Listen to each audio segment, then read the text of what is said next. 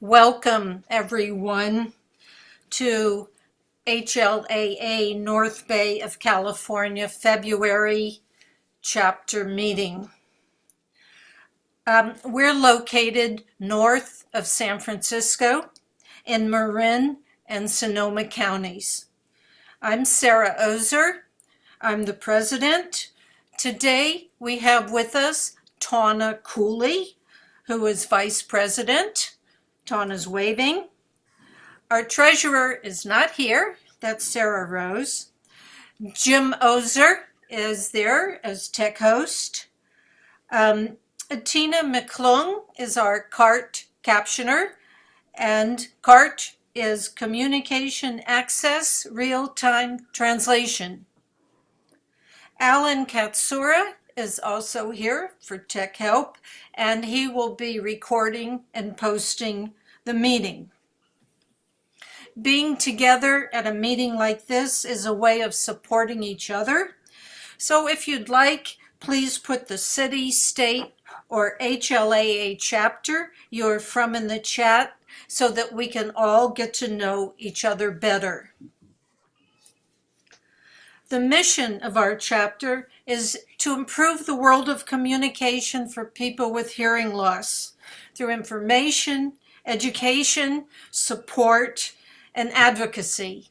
That's exactly what we're doing today. We have a presentation followed by a Q&A.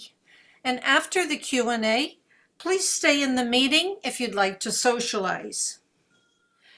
Now I'd like to call on Tawna Cooley to introduce today's program. Hi, everybody. Welcome, everyone. I'm seeing people from all over. I am Vice President of the North Bay chapter. Today, we are welcoming Michele Linder and Julia Stepp from Captioning Advocacy and Community, which is abbreviated as CCAC, and from Hearing Loss Live. Michele was diagnosed with bilateral sensory neural hearing loss after flunking hearing screening in grade school in the 1960s. She was left to figure it out on her own and is now pretty much hardwired to lip read.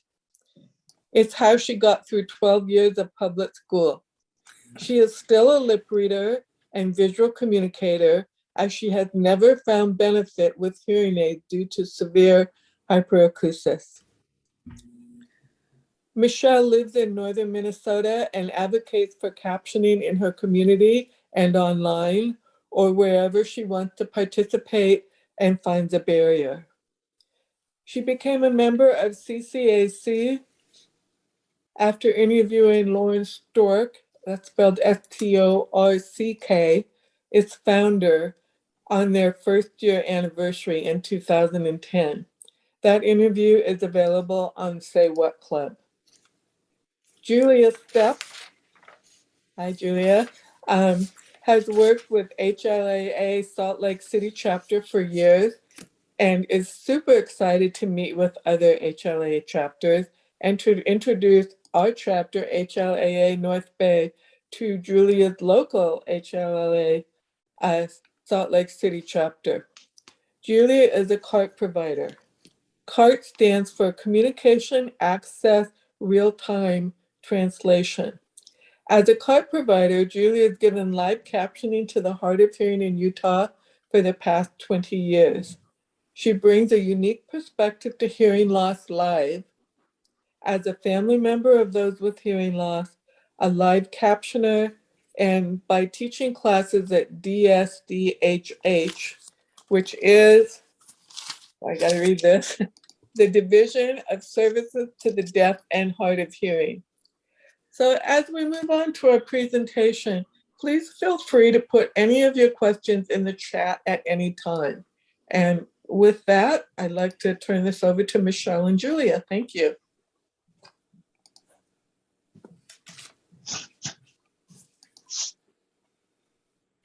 Thank you so much, Tawna, and thank you, Sarah, for setting all of this up and inviting CCAC to talk about captioning advocacy. I also want to thank Lauren Stork of CCAC, who she's going to try to be here, but her husband has a medical appointment today, so she may not actually be able to attend. But Lauren and the CCAC really inspired me to become a captioning advocate. And I also interviewed John Waldo that year. And through both of those interviews, I realized that I had a responsibility to ask for what I need and to educate about what I need. There were so many years that I didn't have any idea what I needed. And so once you know, that kind of pushes you forward to advocate for what you need. And I think it's important to establish why we need to advocate for captioning. And if I'm not sure if you want to put the slides up, can we do that? And we can go to that second slide if we want. But while you're doing that, I'll just say that one reason Shelley Wyatt, our other business partner for Hearing Loss Live, is also here. And the reason the three of us started this business is to educate others about the needs of the hard of hearing and to forward CART and captioning, because there are some big misconceptions out there. And we'll wait for the slides to come up and we can kind of go straight into that second slide, which talks about that misconception. And you know, when you get into captioning advocacy, you're going to learn very quickly that the world thinks that all of us with hearing loss know sign language, and that just isn't so. So we'll kind of wait for that slide to come up and start.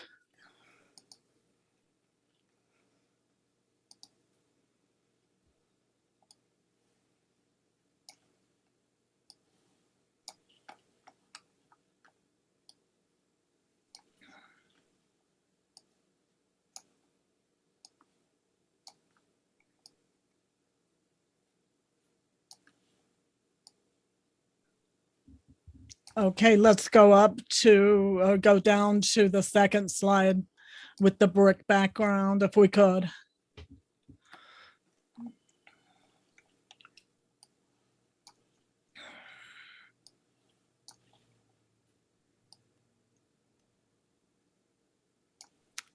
Thank you.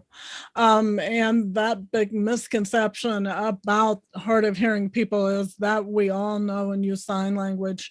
And, you know, I started losing my hearing as a child, and I look back and I wish someone would have taught me sign language, but that's not my experience. And that's not the experience for a lot of us, because, and I'm quoting the World Health Organization here, of the 466 million people in the world with disabling hearing loss, well over 95% use a spoken language. We're hard of hearing. We've grown up in the hearing world. We communicate in our language, and we need accommodations in that language. And that's where CART and communication access, real-time translation, or live captioning comes in. That is the access and inclusion that we need.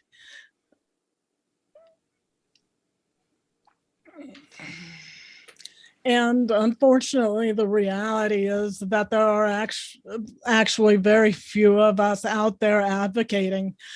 Part of that is because not only does the general public not recognize the needs of the hard of hearing community themselves are very unaware of what's available to them. And so that's where educating comes in. We have to reach those millions of people, that 95% of people who are not going to be fluent in sign language, and they will need CART and captioning to gain access to communication. So captioning advocacy still has a long way to go. If we could advance the slide up to the next slide, thank you.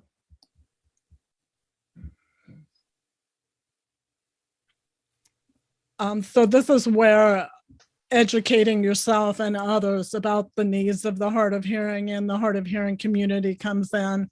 And I've been trying to come up with visual ways to make it really simple. And just boiling it down to 100 people kind of makes that point much more clearly. So out of these 100 people, 20 people out of 100 have disabling hearing loss. 18 of those are going to be hard of hearing. 2 of those are going to be culturally deaf, and they use sign language to communicate. And when you're advocating for captioning, it's important that you make clear that we each have our own unique needs, and we have the utmost respect for the deaf community and deaf culture and sign language.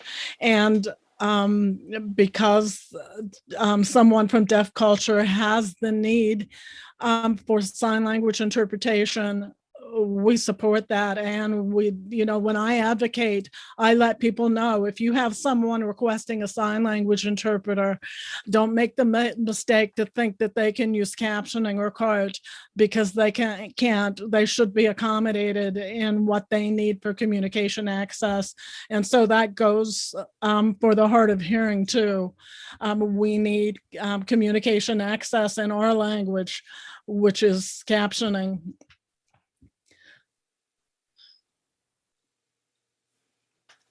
Okay, let's advance up to the next slide, please. And the slide I kind of stole from Julia. She made a meme for Hearing Loss Live. We did a blog article on state agencies, and she had made a similar slide. And I added the Disability Law Center and the ADA points, but it's important that you make some of those connections before you get into a really broad area of captioning advocacy. You can start simple, but you're going to get to a point where you're going to want to advocate for captioning in a bigger arena. And so Julia's going to talk a little bit about, can you answer the following questions? So I'll turn it over to Julia right now. Thank you, Michelle. And I'll be brief because I know we have a short window, but this kind of popped into my head during the State of the Union addresses given by our local government. The governor and the, I'm sorry, I have weird light, so if I need to do something, let me know. The governors and the mayors were giving their State of Address Union, and I was so happy to see they had ASL interpreters, but I realized they didn't have captions. So if you wanted to attend in person and you had a hearing loss and English is your language, you couldn't have participated. And so these kind of popped into my head about who can you advocate with and find out more information. Our hard of hearing specialist here in Utah keeps a list of active CART providers. So do I know their name? Yes, I do. Who runs the legislative services? Here in Utah, we fall under the Department of Workforce Services. For Michele, that's Minnesota's Department of Health Administration or something along those lines. So knowing who legislates it so you know who to contact if you need better services. Disability Law Center.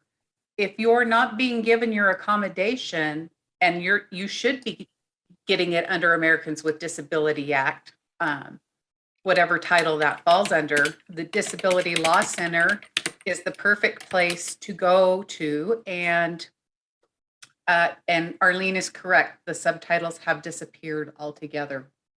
So could you hold on? I asked Tina or the tech team.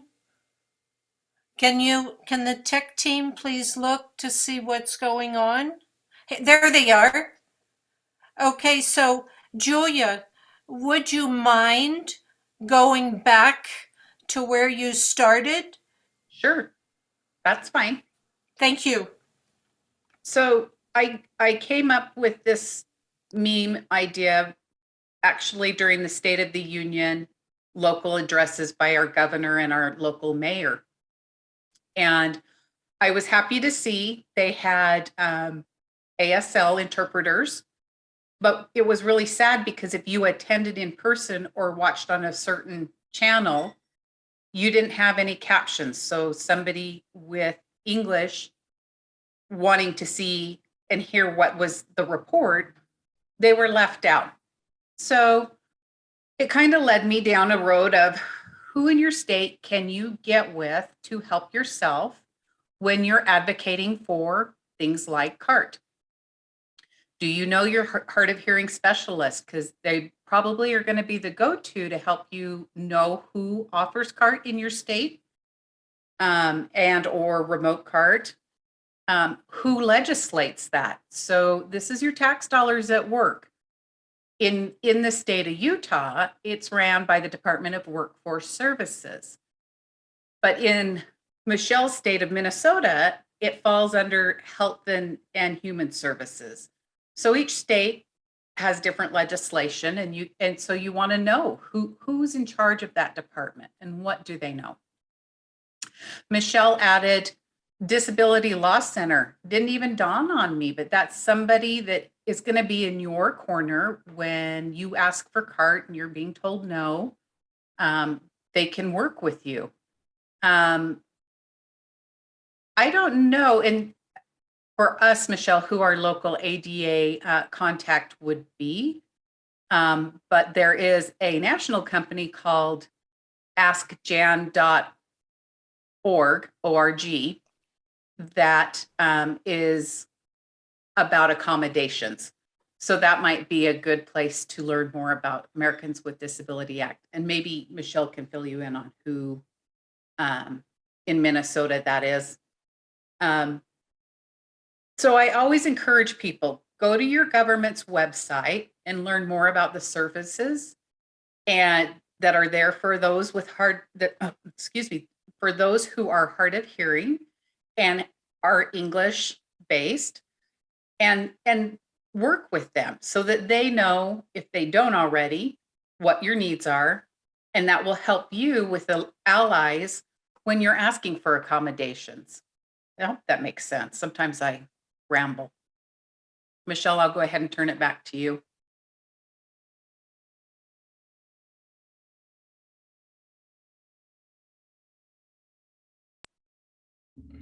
Thank you, Julia. We filmed a podcast this morning and Julia mentioned that she was rambling, and I told her I sometimes really like your rambling. Okay, the reason I added the Disability Law Center here is because I've had a need to use them before, and I'll just give you a short rundown. I won't go into the whole 6 or 8 years that I've been trying to work with this one organization. But in 2016, I volunteered to be a delegate at my political party's conventions, and that starts at the local level in Minnesota with an organizing unit. And so I requested CART. Actually, I volunteered not as an advocacy project, but because my precinct is very small. I live in the middle of nowhere up above Duluth, and we are allowed 2 delegates and no one else volunteered. So I volunteered knowing that I likely could get CART. And I did have on-site CART in 2006. And when you're a delegate, you advance to the higher level conventions. And, I thought since I was using CART, it was a good way to spread the news about it. And so I kept advancing. I went to the congressional district level, and then I went to the state level. And that was a really interesting experience because a lot of people came up to me and the cart provider to ask us what that was and talk about it. And I'm always happy to talk about captioning and cart. And, you know, a lot of people just told me how brave I was. And that was kind of how I advanced. You have to give a little spiel about why you want to move on with the conventions. And I said, you know, a lot of well-meaning people have come up to me and said, you know, you're really brave to do this. And people with disabilities, we don't want to feel like we have to be brave. You shouldn't have to be brave to do your civic duty. And so there were some missteps through those 3 conventions, and I thought I would help my political party get to be more knowledgeable about CART and providing accommodations. And so I gave them feedback, and they didn't respond. I was a delegate again in 2018, and I gave them more feedback because that year they refused to provide on-site CART. They would only do remote CART because I live in a remote area. The CART provider had to come up to northern Minnesota, and that's an extra cost for the travel expenses and the overnight if they need to spend the night. And I gave them feedback that year. Nobody responded. And so that's when I enlisted the help of the Disability Law Center. And it took me contacting them and having an attorney from the law center contact my political party state leaders for us to even get a meeting to discuss it. And so that's where your Disability Law Center is going to come into the picture. Doesn't mean you're suing anybody. It just means you need a legal advocate to give what you want to happen a little more clout. So that's why I included that. And, you know, before I ever started advocating for CART, I always thought, well, you know, there are more people out there who probably know more about this. They're more qualified. They understand all the technical parts of it, and I don't. And so I kind of use that as an excuse not to get involved as much as I am now. And after interviewing Lauren Stork and John Waldo, I thought that's just a cop-out. I need to start asking for what I need, and I need to educate myself about it. And that's where the whole educating yourself and others about CART comes in. So the last thing I want to leave you with in this slide is don't make the same mistake that I made of thinking that others are more qualified. Just start, because the doing of it is one of your best teachers. So that's my advice on getting started. If we could advance to the next slide, we can move on. Thank you. Okay, and getting in the right frame of mind is huge. I mean, it is really huge. I think we all know people who are hard of hearing, and I know myself, I was not as confident about my hearing loss as I am now. It wasn't until I was in my 40s, even though I had a hearing loss from childhood, it wasn't until I was in my 40s until I really started embracing what being hard of hearing meant. And this slide shows you a list of things that we need to tell ourselves to change that kind of diffident and timid persona that we sometimes have. And I still meet people who are very reluctant. You know, they feel like they're putting people out, you know, it's an imposition. But you have to remember, you didn't choose your hearing loss. Hearing loss chose you. Advocating is not complaining. And when someone provides an accommodation for you, it's not a favor. You have every right to be included. In Minnesota, there are state human rights laws that provide for that. The Federal Rehabilitation Act and the ADA all provide for full and equal access. And you need to push that, because unfortunately with the ADA, we are the enforcers of that. We have to push when that applies and we're not getting accommodations. So it's important that we all know what, know the information we need to know, and also willing to advocate. You're not obligated to accept no or a lesser accommodation. I've been offered ASR, which is automatic speech recognition, instead of CART. And it's okay to say, no, that's not going to work for me, because who knows better about what they need than you do. And so stick to your guns there. And you need to ask with expectation and confidence. And this last one is big. This has become my mantra for Hearing Loss Live. CART for the hard of hearing is exactly the same as sign language and ASL interpretation for the culturally deaf. There's no difference. The ADA recognizes CART as a reasonable accommodation for communication access. So I'm going to turn this back over to Julia now, and she's going to talk a little bit about CART because she's a CART captioner and she has a lot of good wisdom and knowledge in this area. So Julia, it's all yours for now. Thank you, Michele. So here's the takeaway I'm going to give you about how to go about CART. Odds are, when you first ask somebody, can I have CART for a meeting, or maybe it's a play, or whatever it is, they may not know what it is. So you will probably need to educate a little bit.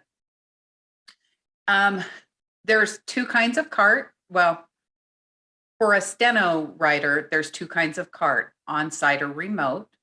There's also type well, which is meaning for meeting, where steno writers are verbatim. So you might need to look into what your needs are there and what your options are.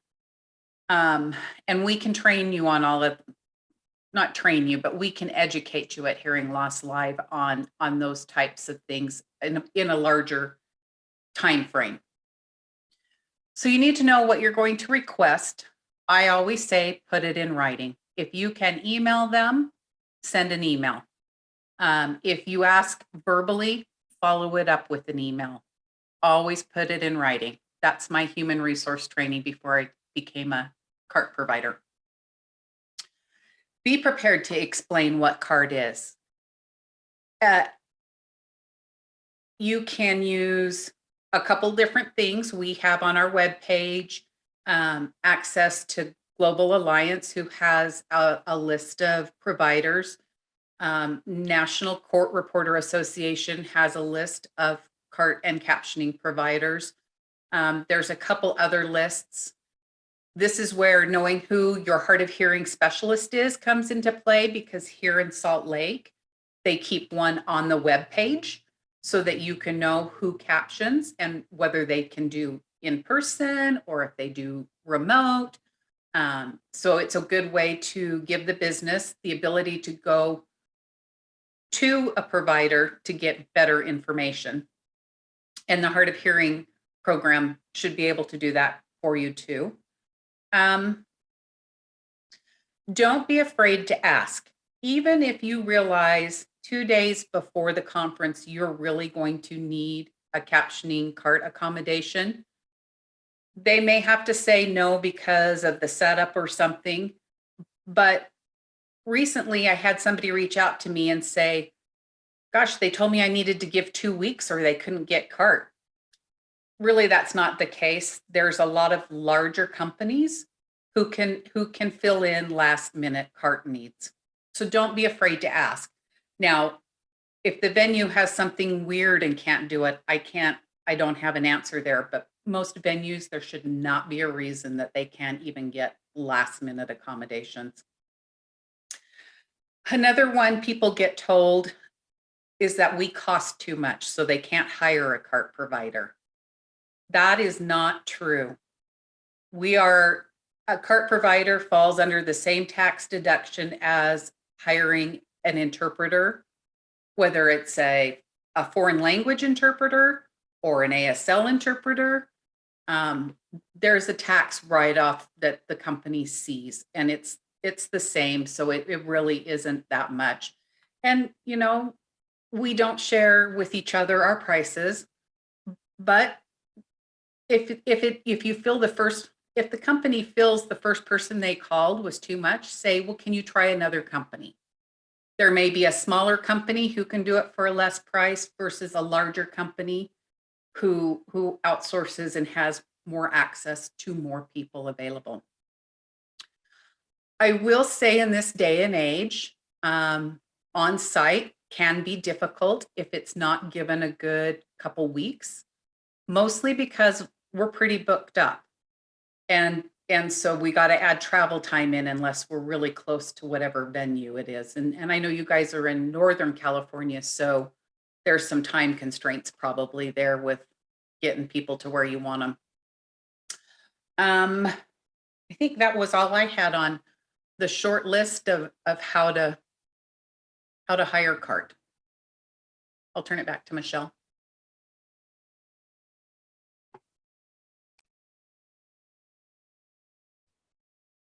Thank you, Julia. You're always a wealth of information on CART, and I always appreciate that. Let me add that every time I have requested CART, and I actually decided that I was going to start requesting CART. Number one, I wanted to get better at requesting it and to be a better advocate. Number two, we get into a mindset that we can't do things when we lose our hearing, and you give up things and before you even know that these accommodations are available. And so it's hard to shift back to consider that, okay, this is an option for me. I can go to live theater. I can go to an open caption showing of a film. I can participate and serve as a delegate for my political party. I can attend a webinar. I can do all of these things because CART and captioning enable us to have access to communication. So there really has to be a shift back to considering the possibilities and the options. And so I decided I was going to, not just to waste people's time, but I was going to pick things that I wanted to do, and I was going to start requesting CART several times a year. And in all the times that I've done that, there's only one time that I wasn't offered a sign language interpreter. And, in my CART request, I've stated I need CART, which is communication access, real-time translation, or live captioning. And I'm still offered a sign language interpreter. And partly that is because organizations know ASL interpreters. That's the go-to accommodation, because again, people have that misconception that if you're hard of hearing, you automatically know sign language. Fortunately, that's not true. So it's really interesting when you start asking for these things, you will see that mindset, and don't let it deter you. And so for that reason, in my request, I started stating the statistics, and also stating that no, ASL interpretation will not meet my needs. And as Julia mentioned, on the Hearing Loss Live website, we have some things on there that might be helpful for people. And I've included a link at the end of the slides for a CART request template. And it's just a simple request for CART, and I've used my information in the template, and you can replace your information with that and personalize it that way. I think also there is a link to a video. Minnesota has a really good video, an informational video on what CART is, and that should go in your request where the people can look at it and see exactly what it is if they don't know. So you're educating all along the way, and the educating yourself is important, but educating others is equally important. So we're going to go on to the next slide and move on.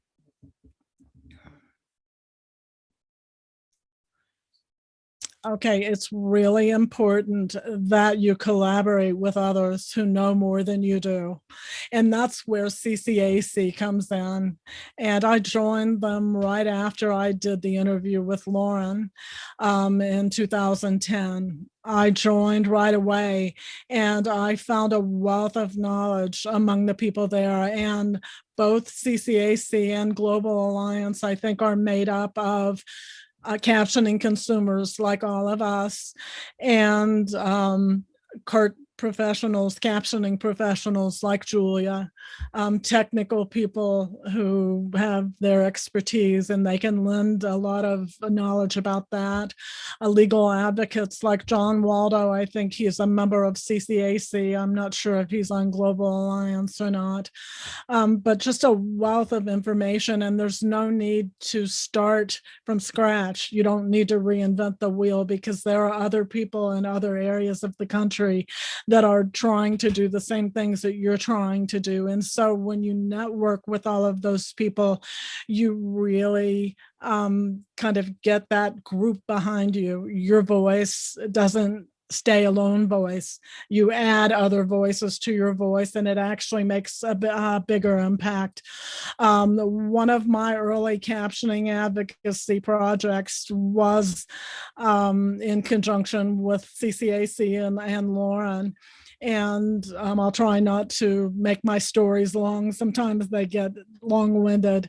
But my niece was in law school back in 2011, and she did her summer study abroad at the University of Ireland in Galway. And my sister and I visited her in Ireland that year. And so that university has a Center for Disability Law and Policy, which my niece was affiliated with in her studies. And so time went by, and I started seeing things about the Center for Disability Law and Policy, and they hold a summer school every year. And so I was like, oh, I'm really interested in this, see what kind of work they're doing. And so I tuned in, and there was automatic captioning. And back then, YouTube captions were just awful. I mean, just you couldn't really even make out what was going on. And so I contacted the organizer of that summer school and said, you really dropped the ball here, not providing captioning. And that's where the irony in captioning advocacy comes in. You would think that a Center for Disability Law and Policy would know that they should make their summer school, which is shared online, the videos of their keynote and everything. You would think that they would know that they need to make that available. They did have an Irish sign language interpreter.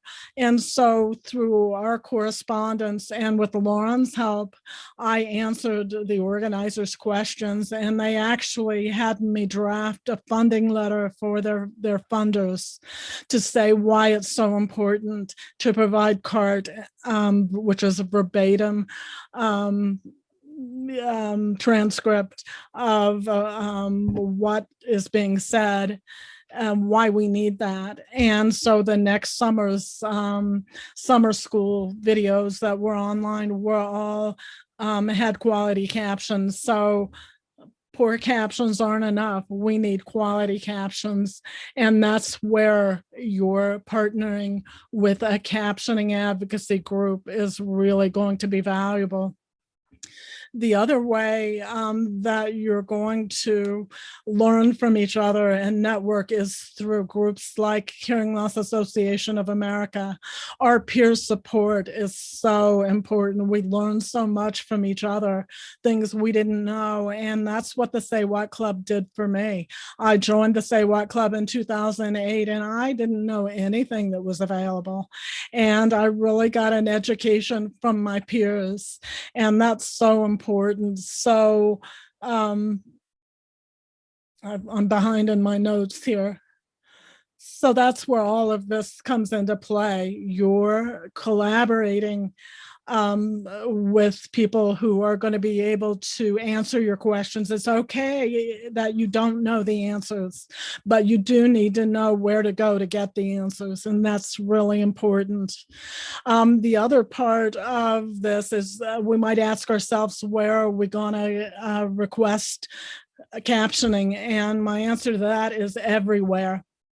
Ask for a cart or captioning wherever there is a barrier in communication. And for me, that started very simply. And you may want to start simply. Everywhere I went, like I travel a lot, so hotels, restaurants, bars, they all have TVs on. And so I started just very simply asking for the captioning to be turned on those public televisions, even though I might not be interested in what was on TV. Again, I wanted to get better at asking for what I needed because I started out pretty timid, and that's a good way to get into it. The other thing you can do, I mean, we all watch TV and we know that the captioning, broadcast captioning, is not great sometimes. And so you need to know how to contact your station, might be network, and to get those captions corrected or higher quality, and it works. You know, I do a lot of that kind of captioning advocacy, and I get good response. The really important part of that is knowing who to contact. I don't know a lot about broadcast captioning. I don't know if Julia wants to add anything here. She has a little more knowledge about broadcast captioning. Thank you, Michele. I don't know that I've never done broadcast captioning, so I can't answer everything. I found a really good YouTube article. I'll see if I can find it and throw it in chat. A YouTube video, not article, that kind of went through how it works. FCC.gov regulates Federal Communication Commission. I might have said that backwards. Regulates broadcast captioning. And so the steps are, you start with your local station to find out what's going on, if there's a problem. A lot of times the answer is the teleprompter person in charge of making sure the caption stream forgot to turn them on. And so it might fix the situation immediately. If you can't get the station to answer you, and I, again, like I always say, follow it up with writing. Thank you if they did something, you didn't do something, whatever that answer is, then you can actually go to the FCC and file a complaint. So that's about my knowledge on broadcast captioning as a whole. I'll see if I can find that YouTube link.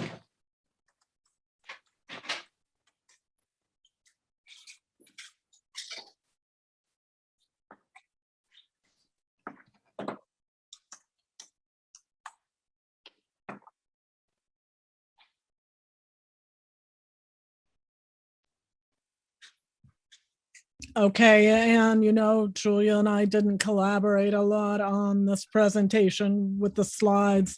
I probably should have added a slide that gives details on CART and also some other links that Julia is mentioning. We can send those out to, I can send those to Sarah, and she can actually email some of those other links to people if we need to do that.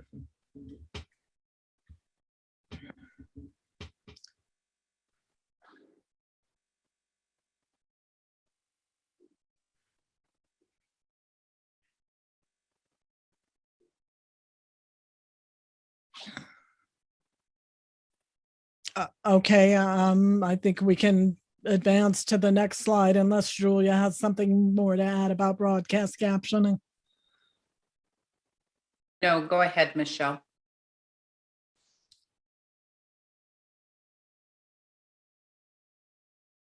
Okay. Let's see. This last part of how to get started, and it's what I've mentioned, practice makes perfect. The more times you advocate in that same setting, the more streamlined you become and the more effective you become. You get to a point where you send the same types of messages to people, and so you save those correspondence and you use them a template for the next time. And if you do it often enough, and believe me, the more you do captioning advocacy, the better you get and the less time it takes, because you know what to do. You don't have to think, okay, what do I need to say in this instance? You have examples of your past correspondence that you can use as a template. It's important that you be persistent. And I'm again going to tell you about my advocacy with my political party.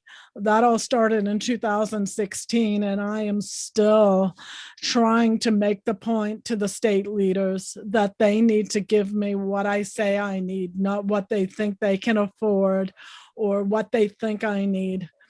As a part of my political party, I was invited by our state chair to join our disability caucus, and I did. And those first meetings were not accessible to me. They were Zoom meetings online during COVID. And so I just kind of hobbled along in the meeting. People were typing things to me in the chat. And they didn't even have a microphone set up for those of us who were attending remotely. I think the first meeting I attended was an in-person meeting. That was in January before COVID started. And so someone would have to voice my questions. I would have to type my questions and they would voice them. And I made sure that I thanked them for their efforts. But then I also told them this is not good enough. It makes me feel really demeaned that I only get a summary of what's going on, and I'm supposed to be voting in these meetings. It also makes me feel censored because you're not sharing all of the questions or comments that I'm making. And so I very delicately and diplomatically told them, thank you. I know that you mean well, but this is not communication access. And they really took that to heart. And part of our discussion in that meeting was outreach and trying to get new members to our disability caucus. And I told them, you are a disability caucus. So at your heart, you should be completely accessible to anyone with any disability. And we've worked on that in the last 2 years. I was elected as the outreach and inclusion officer of the Disability Caucus. The first state meeting I attended, I requested CART. They denied my request because they said that we use automatic caption and it's really accurate, and we manage our meetings really well. And so I've still had to say, it may look like it's accurate to you, but for someone like me, and because I have a profound hearing loss, I don't wear hearing aids, I don't have a cochlear implant, I rely 100% on the captions. I can't hear my own voice when I speak. I don't hear other people's voices when they speak to me. I need accurate captioning, and that means CART. And so I'm still here in 2022, 6 years later, trying to convince the state leadership of my political party that automatic captioning is not good enough. And so you have to have some persistence. And, people say, I would have given up a long time ago. And yeah, I'd like to give up some days. But I'm thinking of the people who come after me and who are going to run into the same barriers. And I don't want someone else to have to go through what I've gone through. So it's important that you be persistent, and it's important that you follow up. If you've made a request for captioning on a TV show with a network, don't let it slide. Check back if it's not corrected the next day. I have no broadcast TV at home. I usually watch things on my computer or live stream onto a monitor, and the network websites all have a link that's dedicated just for captioning. And so look around and see places that you can do captioning advocacy. And this last thing is so important. Always say thank you, even when what someone has provided is not perfect. John Waldo told me once that perfect is the enemy of good. Things aren't always perfect. And yes, you need to strive for perfection, and you need to keep asking for what is perfect. But it's important to say thank you even when things aren't perfect. And if you can say in your captioning advocacy, if you can develop a tone that you apply that says, I really appreciate what you did. I realize that you were trying to accommodate me, but it wasn't good enough, and here's why. People are going to be very responsive to you in your captioning advocacy. And I'm going to kind of close it out. If Julia has anything she wants to add, she can do that now, or I'll just go ahead and close it out.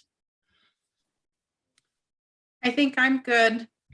I wanted to just jump on Michelle's comment that it seems very aggravating how much you have to work to get your accommodations where they should just be normal, right? It should just be I want cart, and they go okay, and they can call. I think I say that quite often in our podcasts and blogs, but it starts with us, right?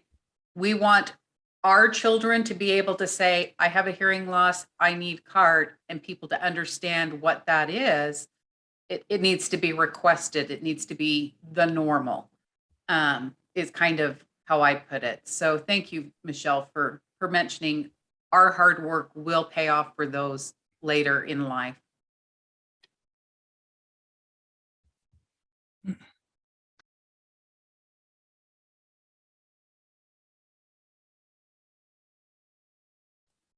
You muted yourself accidentally, Michele. Michele, you're muted. She can't see us. Michele, you're muted. Oh, I'm sorry. I clicked it, but it didn't turn on. I have a love-hate relationship with microphone and enabling them. I'm sorry. So this last thing I'm going to leave you with is one person can make a difference. And in my captioning advocacy, just sitting at my kitchen counter, shooting off emails and contacting people when there's something that I want to participate in that I can't because there's no captioning. I've made a lot of difference. Just one little old me sitting in my kitchen at the counter. And so think, if one person can make a difference, how much more of a difference are the millions of us going to make if we all start stepping up and asking for what we need? And it's those many people that are going to make that difference permanent.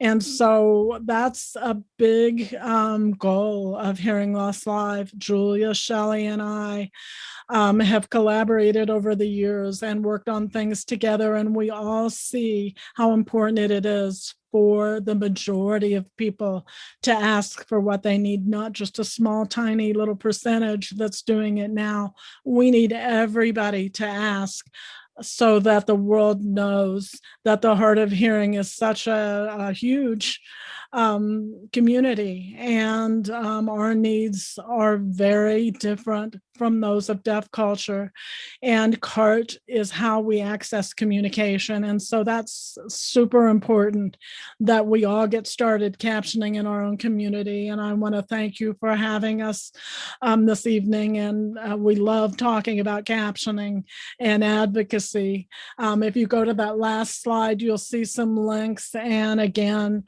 Julia has mentioned some things that aren't here. CCAC captioning is on there. There's a small short film, Don't Leave Me Out, on CCAC, and it really makes an impact. And sometimes I've sent that to people if they want to know how important captioning is to the hard of hearing community. I send that link to people, and everybody likes that little short film.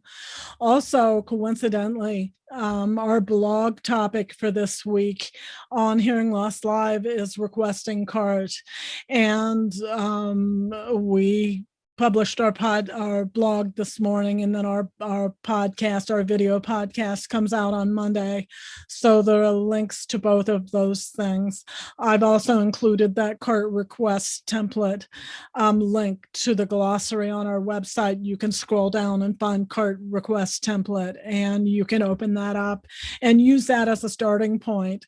And again, if anybody needs help, if they're kind of stumped on what to say in their correspondence, contact us. We would be glad to help you. We've done that a couple of times so far. The other link there is Global Alliance. They're a much newer CART captioning group, and but they've been around for a couple of years, and they have a really good following. And so I'm just going to end it there, and I'll leave it to Sarah or whoever wants to manage the questions that we have.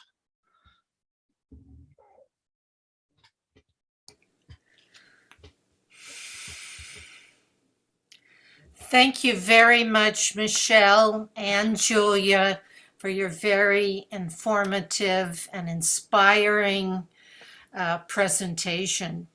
There's so much we learned and can work with given your direction. I would like to ask participants to put their questions in the chat. I will go back to the beginning of the chat and find questions and start from there. Sarah, Yes. this is Alan.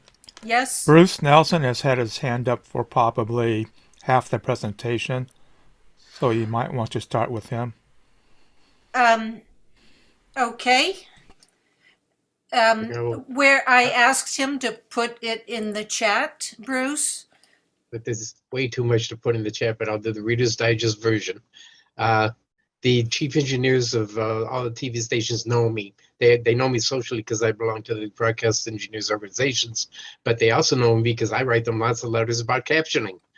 So I've been very successful in some cases in fixing some captioning problems with the TV stations. One station in Syracuse didn't know that the gizmo that translates the teleprompter, the captioning was malfunctioning, and they just bought a new one.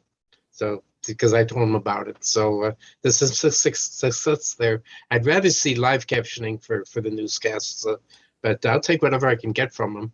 The second comment is, and I've said this before on this group, that lawyers and car dealers do not like to closed caption their commercials.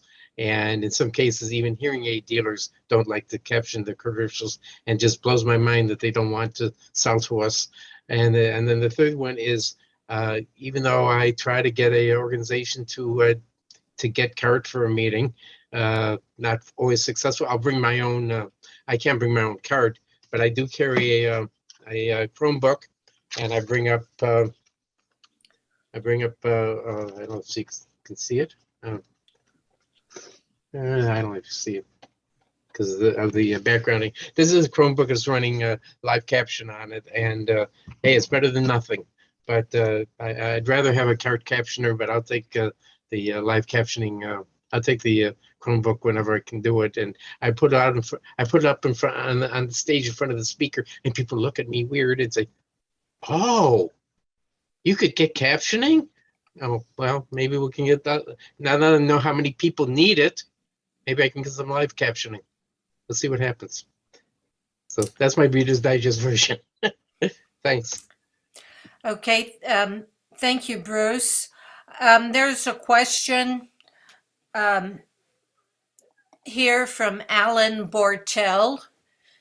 He says in the chat at 4:19 p.m., if you look at your chat, Nowadays, media and Zoom actively offer captioning and seem to be competing for viewing. Isn't it a matter of vendors making money rather than a need to advocate? Won't captioning just be offered by all entities with the new voice recognition technology, which really isn't perfect yet?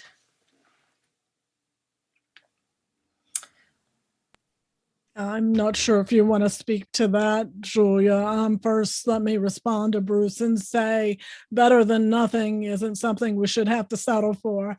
And yeah, we can all think, okay, that's better than nothing. But if we had more people requesting quality captioning, we wouldn't have to say, well, that's better than nothing. Sometimes nothing is better because the captioning is so poor quality. So I'm not sure if Julia can speak to the question that had some broadcast captioning info in it. Sure, I'll take a stab at it. I think I understand. Actively captioning. Speech to text has come a long way, but it's not there yet. And if we're paying for speech to text to give us inaccurate information, we're probably advocating incorrectly. You're better to say, how about you purchase a cart provider instead of offering me speech to text that's telling me you can't do something when you can. That being said, I am a proponent of speech to text. It has its place, right? Maybe in a one-on-one situation or a meeting where there's the ability to use it. I whatever accommodation you need is what you should be able to get. And I know there are some rules in the ADA on how many people, employer size, but the truth is most companies would have a really hard time meeting the guideline that says it has to be an undue hardship. But on the other side of that, I understand broadcast captioning keeps going more and more to speech to text.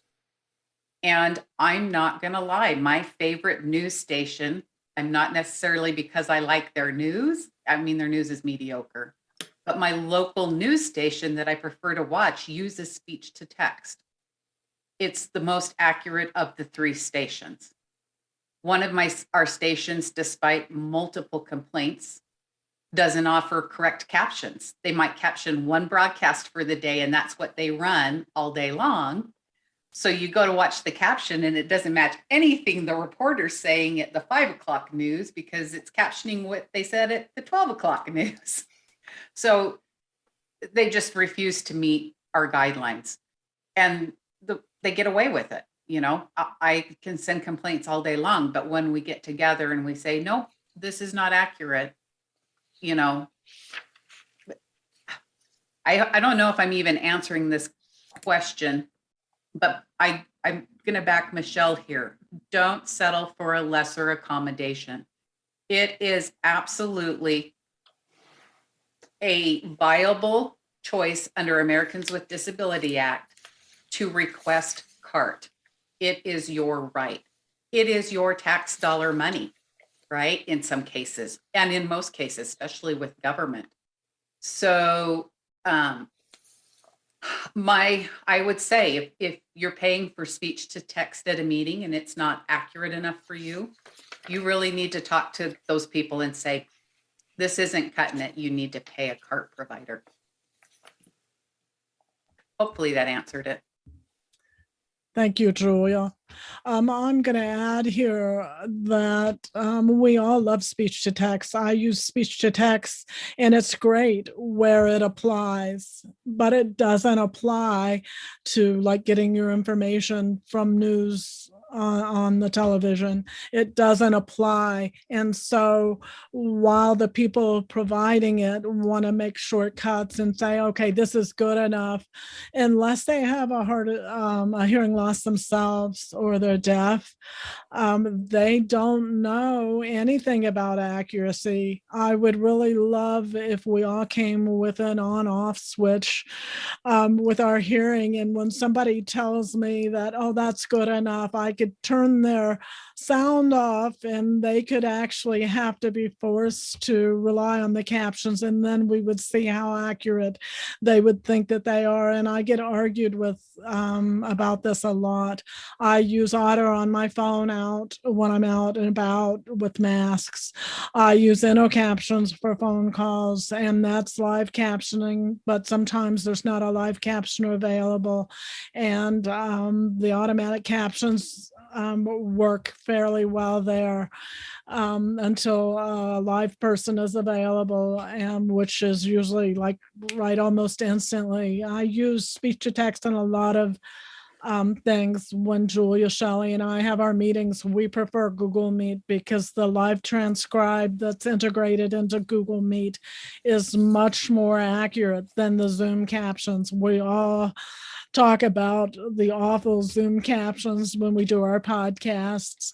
And then before we publish our podcast, we actually have the captions corrected. And that's where more people stepping up, and the TV stations, they think they have grounds. Okay, well, nobody ever contacts us about this. Very few people contact us about this. So they think it's a minor problem. It's a major problem. Other people are just turning off their TVs and stepping away and saying, okay, I can't do that anymore. That's what you have to stop doing, is saying, I can't do that anymore because there's no captions or the captions don't make sense. Speak up, ask for quality. Arlene Romoff has her hand up. Arlene? Hi, everybody. I see some friends here. I see a lot of familiar names, but I've never seen pictures of you. So it's nice to meet finally.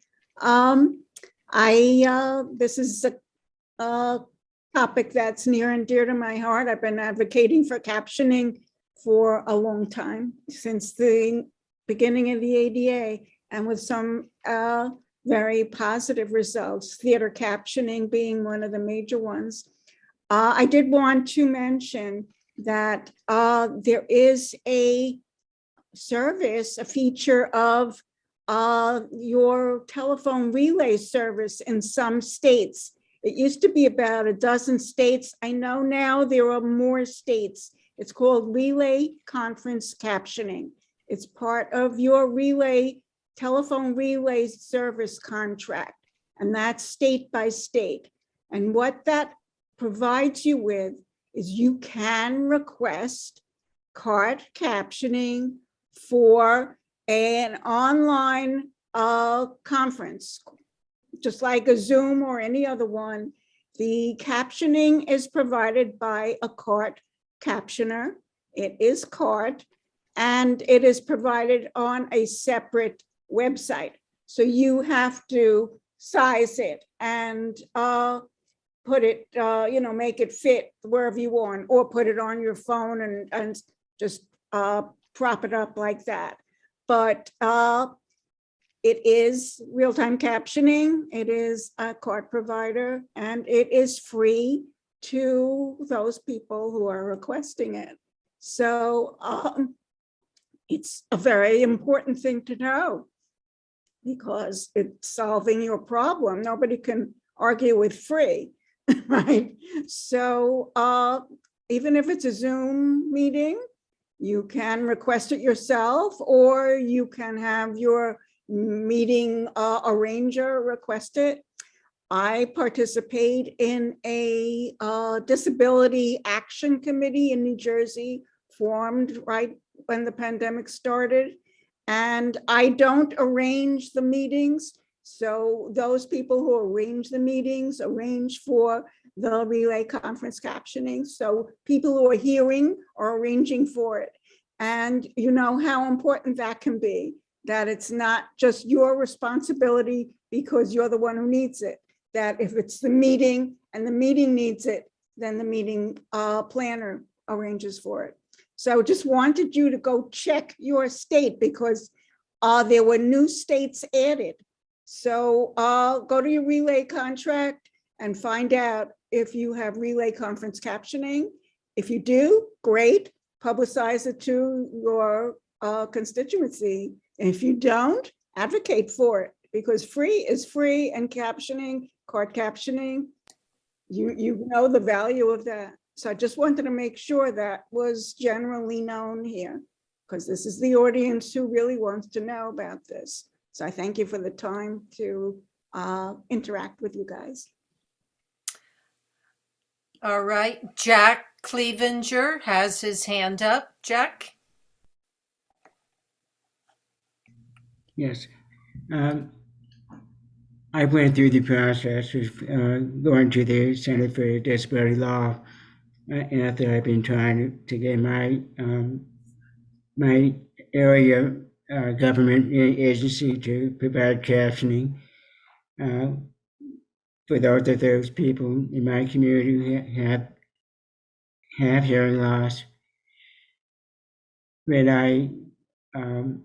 this was after quite a bit of effort, and I really appreciate Susan and Michele saying that we just need to be persistent and saying that CART or real-time captioning needs to be provided. And after a long effort, and with the help of the Center for Disability Law, I finally just decided just to at least have it to where they provide ASR, that is automatic speech recognition, text to speech. Speech to text captioning. They give their meetings, or they broadcast their meetings on Facebook, and the captioning is very small and it's really hard to read. What I'm saying is that if I understand Michele correctly, I should have not settled for just automatic speech recognition type captioning. And I should have requested that they actually provide real-time card captioning. I've just not wanted to make a nuisance of myself, but at the same time, I think Michele's right. I'm entitled to card services as a person who has rights under the ADA for effective communication.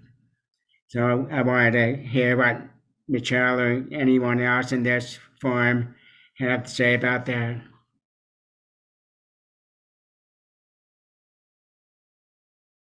I know my voice is a little hard to understand, so I apologize for that. Michele or Julia, would you like to respond to that?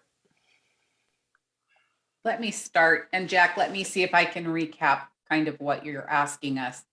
So you wanted to attend a state meeting and you asked for speech to text captions, but they're not accurate enough for you to follow along. Is that kind of correct? Or did you asked for captions and what they offered you was speech to text?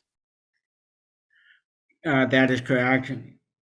And only on Facebook, when they do their meetings real time twice a month, they do not have the captioning actually showing up in the actual meeting chambers. And there's a severe latency problem. What I'm meaning by latency, meaning that the captioning is not following the audio, and it is just so out of whack that it's useless to even try to read the captioning that is through ASR on the video. Right. Sounds like there's actually two problems. One, they shouldn't be using speech to text. It sounds like they need a live captioner. it also sounds like there's some tech difficulty that needs to work on how the timing. So when you use Facebook's platform and I'm just giving my tech understanding, you have to match the timing on when you're typing, and there's a delay already feeding to the Facebook. So the captions need to be matched up to that delay on both ends. That's about as tech savvy as I can explain it, because somebody just tells me where to put the number of seconds it's going to have of a delay, and I put it in my software. So I would suggest a letter to them explaining why the speech to text is not accurately allowing you to participate in your local government. And if you can make, I'll use a bad example. We often talk about speech recognition has a dirty mind. So, and Shelley might actually, I'm going to share a Shelley story. So while she worked for the Division of Services to the Deaf and Hard of Hearing as a manager, she had to do some training, and they were using the speech recognition on it for people to follow along. Well, the captions were telling her to go have a drink at lunch. This is a state of Utah, and anybody who knows Utah, number one, you're a state employee. Number two, we're in Utah. We're a dry state. Ain't going to be told to go have a drink at lunch. So she reported it, and they actually reached out to me, and we talked through how to have appropriate captions that would meet human resource standards. So maybe we should have a meeting with you offline, Jack, and we can go through some writing we could put together that you could send to your state agency about, and maybe your next meeting, write down some of this is why the speech recognition is not working well. And one could be the timing. That might be an easy fix. But if it's not giving you accurate information, maybe take a picture of the time when it's on the screen. But we can sit down. We can talk about this offline. That sounds like a little bit larger project that we can brainstorm on. Oh, yes, Michele. One thing that would be, I think, a solution would be for us to have a national standard for captioning, and then, have that be consistent from state to state. There's no uniformity in the way captions are provided, and that's a real problem. One thing I've suggested to my political party in Minnesota is that they designate, some of the bigger companies like Microsoft, they have accessibility officers now because they want to attract employees with disabilities. And so they have a chief accessibility officer. We need each state to have that type of a position in government, a chief disability officer who would help these government agencies have adhere to some kind of a standard. And we're always told, we can't do that. It costs too much. So my thing in captioning advocacy is to say, okay, you're fixated on cost, but I'm focusing on the investment by adding quality captioning. You're including and enabling people to participate, and not to be dependent. We're trying to be independent, and we need quality captioning for that. And so that's usually my argument when somebody comes up with a cost argument. But really, if we could have some standardization, some kind of uniformity in the way we provide captions at the national level that would trickle down to the states, and then each state have somebody who is expert on it to counsel government agencies, it would be so wonderful. So I'm not sure how we can get that movement started, but that's my dream. So thank you very much, Michele and Julia, again for all the preparation you did for this program and for educating, informing, and advocating for, instructing us how to do that. So I have a couple announcements for everybody. Our support group on Zoom is February 24th at 4 o'clock Pacific time, fourth Thursday, if you'd like to join us. Our March 10th meeting features the American Cochlear Implant Alliance. So Nicole Weston will be here with us. She's the government policy manager at the American Cochlear Implant Alliance. She'll talk about a general approach to getting a CI, insurance coverage, and advocacy. And then on March 3rd, our own Rich Osborne will be giving a presentation to the Marin County Commission on Aging. That will be on Thursday, March 3rd. I don't know exactly. I think it's at 10 o'clock. So thank you, everybody, for being here. And we will be staying a few more minutes if you'd like to socialize, but I think we can stop the recording now. And Alan will be uploading that so that the whole world can see the presentation. I just wanted to say thank you for having us. Yes, thank you.